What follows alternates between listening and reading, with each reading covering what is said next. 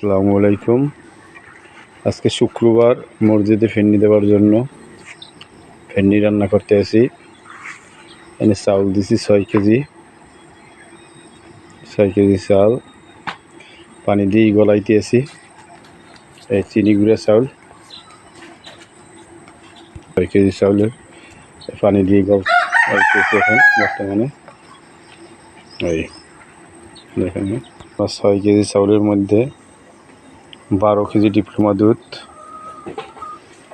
12 KG diploma দুধ। আর এই দেখেন এই জাফরানও দেবো, জাফরান আছে, জাফরান দেবো।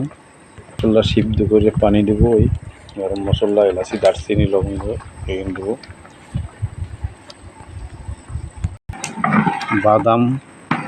বাদাম কিশমিশ, তারপরে ঘি, এটাও দেওয়া হবে ফেন্নির ভিতরে। এইভাবে আপনারা ফেন্নি রান্না করলে 1 কেজি চাউলে 2 কেজি দুধ দেবেন। আর চিনি দেবেন 2.5 কেজিতে, বা 2 কেজি। বেশি চিনি কম খাইলে 2 কেজি দেবেন।